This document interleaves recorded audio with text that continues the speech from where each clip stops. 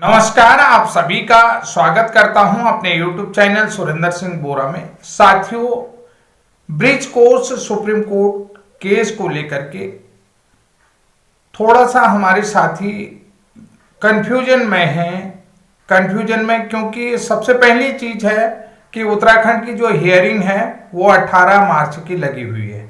इनकी 18 मार्च कल, लेकिन आप लोगों ने देखा होगा कि जब 6 मार्च को पंजाब के केस की सुनवाई हुई तो वहां पर 2 अप्रैल को डेट मुकब्बल की गई है। तो ये सारी चीजें हैं और दूसरी बात है कि सारे केस एक साथ बंच हो चुके हैं। तो निश्चित रूप से आप लोगों के अंदर जो संशय बना है उस संशय के संबंध में मैं सबसे पहले बात करूंगा। Bridge course supreme court case की जो सुनवाई होगी वो अधिकतर सभी मामलों में 2 अप्रैल को ही सुनवाई होगी। आप लोग सोच रहे होंगे कि कल 18 मार्च को कोई सुनवाई होगी, तो बहुत कम चांसेज हैं कि 18 मार्च को ये केस सुना जाएगा, क्योंकि माननीय जस्टिस ने कहा था, जब आप लोगों ने कहा कि कोई आप लोगों को एक पर्टिकुलर डेट मिली है, तो उन्होंने कहा कि नहीं मिली है। उन्होंने कहा जब जितने भी राज्य हैं सारे लोग आप लोग आ जाएं और हम जो है कि इसको एक पर्टिकुलर डेट में इस केस को सुनेंगे, क्योंकि अधिकतर मामलों में नोटिस इशू हुआ है सभी राज्यों को, आप लोगों को ये भी पता है। दूसरी बात, आप लोगों के सवाल आ रहे हैं रिमाइंडर को लेकर के कि सबसे बड़ी चीज है रिमाइंडर, क्योंकि 4 सप्ताह का जो टाइम दिया गया था, जो 4 वीक्स का टाइम लिया था काउंटर एफिडेविट के लिए सरकार से, तो आप लोगों को मैं ये बता देता हूं, जब केस का अपडेट देखेंगे तो वहां पर अभी तक सरकार की तरफ से, रिस्पोंडेंट पार्टी की तरफ से, यानी कि सरकार और रिस्पोंडेंट पार्टी की तरफ से अभी तक किसी भी एडवोकेट का वकालतनामा वहां पर फाइल नहीं किया गया है, सबमिट नहीं किया गया है।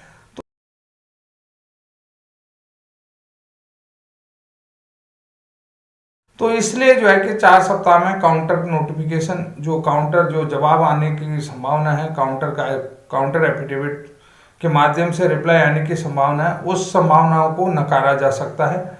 उन संभावनाओं को अभी कुछ नहीं कहा जा सकता।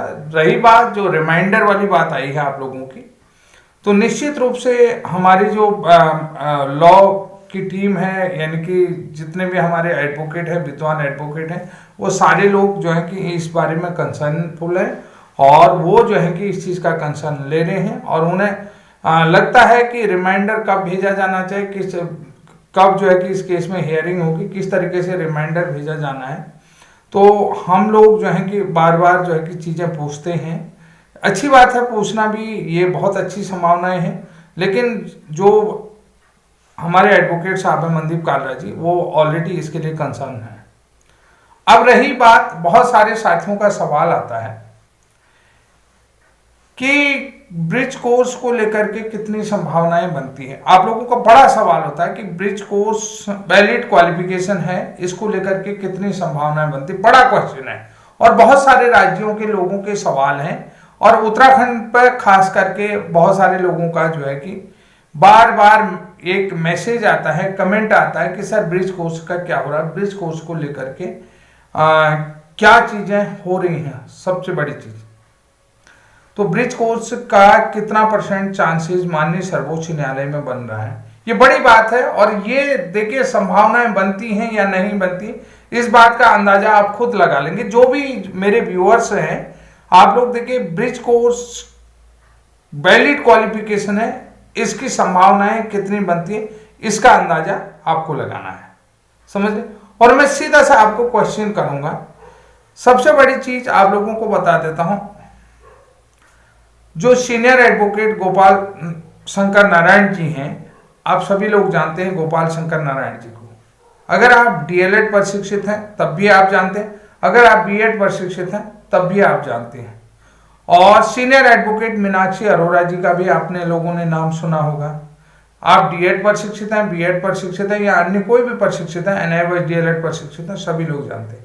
और उसके बाद एडवोकेट एओआर मनदीप कालरा जी का भी नाम आप लोगों ने सुना होगा। और 11 अगस्त 2023 को माननीय सर्वोच्च न्यायालय से बीएड क्वालिफिकेशन को अमान्य करने के बाद भी आप लोगों ने बहुत सारे राज्यों में डीएड की पैरवी करते हुए इन एडवोकेटों को सुना होगा। चाहे सीनियर एडवोकेट गोपाल शंकर नारायण जी हों, चाहे सीनियर एडवोकेट मीनाक्षी अरोड़ा जी हों, चाहे जो है हमारे EOR मनदीप कालरा जी हों। आपने देखा होगा बीएड वर्सेस डीएलएड केस में ये तीनों एडवोकेट, जो सीनियर एडवोकेट जो मैं नाम बता रहा था, ये हमेशा बीएड के अगेंस्ट पार्टी रही, बीएड के अगेंस्ट ही। अगर बीएड को देखिए, सबसे बड़ी चीज है, इन लोगों ने जो है कि बीएड के अगेंस्ट माननीय सर्वोच्च न्यायालय में केस लड़ा। आप सभी लोगों को मालूम है केस लड़ा, मैं ये नहीं कह सकता, बीएड के अगेंस्ट में केस लड़ा और जो है कि डीएलएड को इन्होंने जीत दिलाई। अब रही बात, अगर हमारा केस वैलिड ही नहीं होता, सॉरी ये चीज है कि जब हमारी क्वालिफिकेशन वैलिड ही नहीं होता, हमारे केस पर दम नहीं होता, तो क्या आपको लगता है कि डीएलएड का एडवोकेट जो है कि हमारे केस को एक्सेप्ट करता है? ऐसे तो बहुत सारे बीएड वालों का भी, अगर उन्हें पैसे ही कमाने होते तो पैसे के मैटर के लिए जो है कि एडवोकेट तो केस लड़ेगा कहते, तो वो तो बीएड वालों के केस लड़ा लेते, कि जैसे छत्तीसगढ़ ज्वाइनिंग बीएड टीचर होते उनके केस को पकड़ लेते, BEd Madhya Pradesh joining teacher से उनके केस को पकड़ लेते, अन्य राज्यों के चाहे बिहार का हो, पटना का, वेस्ट बंगाल का हो, अन्य राज्यों के जितने भी बीएड ज्वाइनिंग टीचर से उनकी नौकरी को बचाने के लिए वो लोग केस पकड़ सकते हैं, तो है नहीं। लेकिन देखिए केस जो है लॉ और मेरिट बेस पर लड़ा जाता है। सबसे बड़ी चीज आप लोगों ने देखा होगा, केस लॉ और मेरिट बेस पर होना चाहिए। ये स्पष्ट जवाब आप लोगों को मिल गया होगा कि बीएड ब्रिज कोर्स के कितने % चांसेस हैं। तो आप लोगों को मैं ज्यादा यहाँ पर डिफाइन करने की जरूरत नहीं, मुझे ज्यादा डिस्क्राइब करने की जरूरत नहीं है। तो ये चीज है, आप लोगों का एक बहुत बड़ा मुद्दा था। इस मुद्दे को शायद मैं चाहता हूं कोई भी दो राय नहीं है।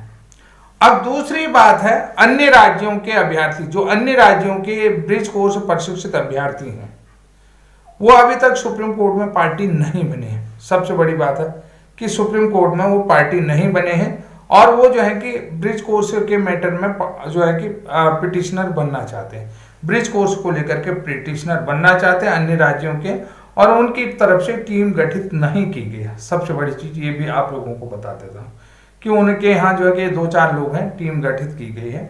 तो मैं आप लोगों से सीधी सी बात कहता हूँ कि डायरेक्टली आप लोगों से बात करता हूँ कि आप जो है कि गूगल में मनदीप कालरा सर जी का नंबर उपलब्ध है, मनदीप कालरा सर का नंबर गूगल में उपलब्ध रहता है। आप सीधे जो है कि चाहे आप सिंगल हैं, आप 2 लोग हैं, 4 लोग हैं, सीधे जो है कि EOR मनदीप कालरा जी को कॉल करके बता दें कि हम ब्रिज कोर्स प्रशिक्षित अभ्यर्थी हैं और हम जो है कि यहाँ पर जो है कि पिटिशनर बनना चाहते हैं सुप्रीम कोर्ट में, या जो है कि हाई कोर्ट के माध्यम से ट्रांसफर पिटिशन ले जा करके पार्टी बनना चाहते हैं।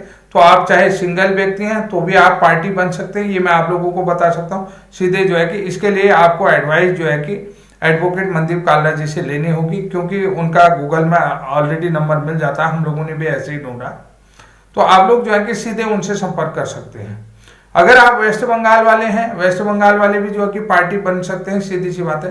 और आप लोगों को ये भी बता देता हूँ, मनदीप कालरा सर की इतनी फीस महंगी भी नहीं है जितनी अफवाहें होती हैं। बहुत सुटेबल रेट पर वो केस लड़ते हैं, ये भी मैं आप लोगों को बताता हूँ। ऐसा बहुत जेन्युइन पैसे पर वो केस लड़ते हैं, ऐसा नहीं है कि वो काफी महंगे एडवोकेट हो। ऐसे महंगे एडवोकेट नहीं है, क्योंकि जैसा कि मैं जानता हूँ, बहुत अच्छी तरीके से उनसे मिला हूँ, उनका नेचर देखा हुआ है, क्योंकि बहुत सारी चीजें होती हैं। सुप्रीम कोर्ट के एडवोकेट हैं, अगर आप सिंगल हैं 1-2-4, जैसे आप लोगों ने देखा होगा राजस्थान से 3 ही बंदे जो हैं कि अपना केस को लेकर के सुप्रीम कोर्ट गए हैं। तो आप सोचिए कि अगर जो है कि मनदीप कालरा जी इतने महंगे होते तो राजस्थान के 3 लोग अपना केस को ट्रांसफर करा करके सुप्रीम कोर्ट ले जाते? नहीं ले जाते ना। तो ये एक बड़ी प्रेरणा है। जितने भी उत्तर प्रदेश के साथी हैं, जैसे प्रयागराज से बहुत सारे लोग मुझे फोन कर रहे थे, तो मैं उन साथियों से भी कहना चाहता हूं कि आप डायरेक्टली भी जाकर के पार्टी बन सकते हैं। दूसरी बात है, उत्तराखंड के मुद्दे में बहुत सारे लोग कहते हैं कि हम हाईकोर्ट में पार्टी थे और सुप्रीम कोर्ट में पार्टी नहीं बन पाए, कई चीजों से कनेक्टिविटी नहीं है। मैं आप लोगों से भी सीधी बात कर रहा हूं, अगर आप हाईकोर्ट में पार्टी थी, आप जो है कि आपको जो है कि हमने जो है कि रिस्पोंडेंट नहीं बनाया, नोटिस नहीं करवाया, क्योंकि वकील साहब, तो आप सीधे एडवोकेट कालरा जी से संपर्क करें और सीधा जो है कि अपना केस वहां सुप्रीम कोर्ट जा करके आप भी पिटिशनर बन सकते हैं। आप डायरेक्टली बने, हमें कोई दिक्कत नहीं है। आप डायरेक्टली पिटिशनर बने, इसको लेकर के हमें कोई आपत्ति नहीं। आप 1 हैं, 2 हैं, 3 हैं, 4 हैं, तो इसको लेकर के कोई ऐसी बड़ी बात नहीं है। डायरेक्टली भी आप पिटिशनर बन सकते हैं, ठीक है। आप लोग भी उस मुख्य धारा के पात्र बन सकते हैं। आप डायरेक्टली जो है कि काला जी से संपर्क करके अपनी सारी चीजें डॉक्यूमेंट कर लें, इसमें हमें कोई आपत्ति नहीं है, आप लोग जा सकते हैं, ठीक है। अब रही बात, सवाल एक और बड़ा सवाल आ रहा है कि जो सीनियर एडवोकेट उतारने वाली बात रही कि सीनियर एडवोकेट कैसे उतारेंगे। बहुत सारे लोग सोच रहे होंगे कि उत्तराखंड के लोग ही सीनियर एडवोकेट उतारेंगे। सीनियर एडवोकेट देखिए, उत्तराखंड के लोग अकेले नहीं उतार सकते, क्योंकि पहली बार हम उतार सकते हैं जब हमें अन्य राज्यों का सहयोग मिलेगा। बहुत सारे राज्य, चाहे हिमाचल प्रदेश हो, पंजाब हो और राजस्थान हो और उत्तराखंड के सभी लोग हैं, जब ये सभी लोग एक साथ एक मंच में मीटिंग में आएंगे, एक ग्रुप के साथ कोऑर्डिनेट होंगे, कोऑर्डिनेट होने के बाद जो है कि मिल करके कहेंगे, लगभग 200 से ज्यादा लोगों की तादाद हो चुके, 200 लोग अगर मिल करके कहेंगे कि हम सीनियर एडवोकेट उतारना चाहिए, सीनियर एडवोकेट को उतारेंगे, तो 200 लोगों के कहने पर ही सीनियर एडवोकेट उतारा जाएगा।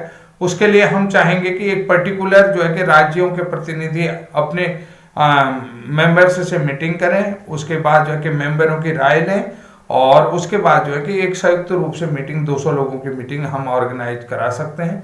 क्योंकि अभी 2 अप्रैल बहुत दूर है, तो इसलिए जो है कि आप लोग अपने यहाँ पूरी तरीके से प्लानिंग के साथ तैयार रहें और कोर कमेटी की जो राष्ट्रीय स्तर पर कोर कमेटी, उस कोर कमेटी की बैठक के साथ जुड़े। तो ये भी चीजें आप लोगों को क्लियर करके चलना होगा। ये महत्वपूर्ण चीजें बातें मैं आप लोगों को बता रहा हूँ। अन्य राज्यों के लोग जो है कि कैसे पार्टी बना सकते हैं, ये भी आप लोगों को बता, हाई कोर्ट से सीधे ट्रांसफर के माध्यम से, कालरा जी से डायरेक्टली, ये सारी चीजें आप लोगों को मैं बता देता हूँ।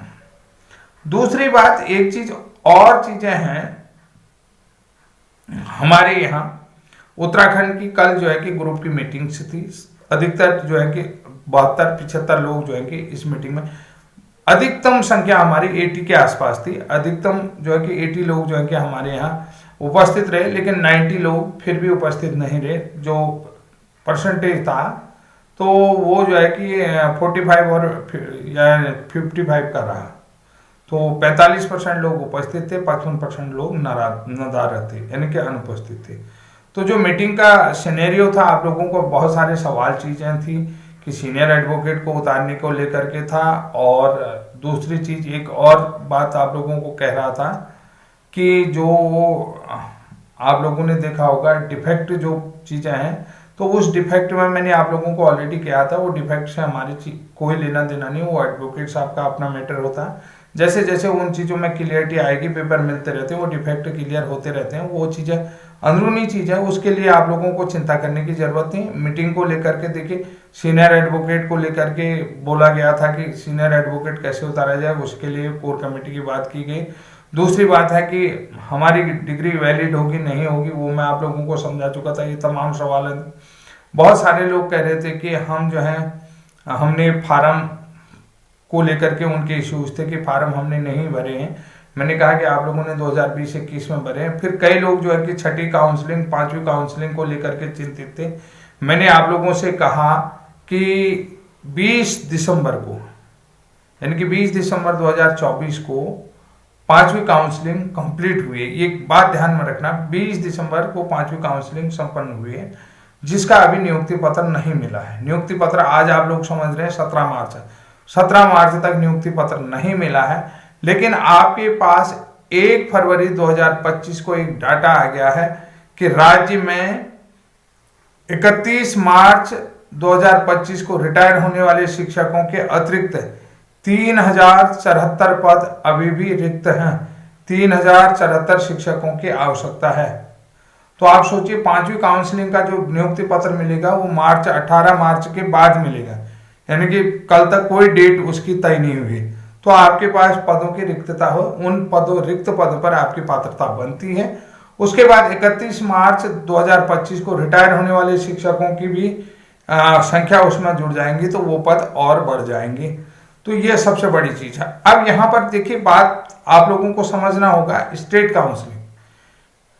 देखिए, जब आपका फार्म जो है कि डिस्ट्रिक्ट कैडर पे मांगा गया है, तो आप स्टेट काउंसलिंग के लिए क्यों सहमति दिखा रहे हैं? सबसे बड़ी चीज है, ये सवाल आप लोगों से है कि जब आपका कैडर डिस्ट्रिक्ट का है तो आप डिस्ट्रिक्ट कैडर पे काउंसलिंग करवाए। आप स्टेट काउंसलिंग के लिए क्यों जा रहे हैं? जो लोग पात्र भी हैं, चाहे वो डीएलएड वाले हों, जो अन्य राज्य के डीएलएड हों, या जो है एनआईवस डीएलएड वाले हैं। तो सबसे बड़ी चीज है आपका जिला कैडर बना है। जिला कैडर में आपको आसानी से नियुक्ति मिल जाएगी। तो आप जो है कि स्टेट कैडर में क्यों जा रहे हैं? स्टेट कैडर में आप लोगों को पता है मेरिट के आधार पर जो है कि जिनकी कम मेरिट होगी, जो डिस्ट्रिक्ट कैडर में आसानी से आ सकते थे, तो वो स्टेट कैडर में रह जाएंगे। तो ये बहुत सारी संभावना है। इन चीजों को देखिए, बार बार मैं नहीं समझाऊंगा कि क्योंकि बार बार जो है कि सारे जो अटैक मेरे ऊपर होते हैं, तो इसलिए मैं आप लोगों से कहता हूं कि बार बार ये चीजें जो है कि जितनी भी जो है कि चीजों की बौछार होती है वो सारी चीजें मेरे ऊपर होती हैं। इन सारी चीजों को आपको समझना पड़ेगा कि लोग जो है कि पर्सनली जो है कि मुझे उस चीज का वो बनाते हैं, शिकार बनाते हैं।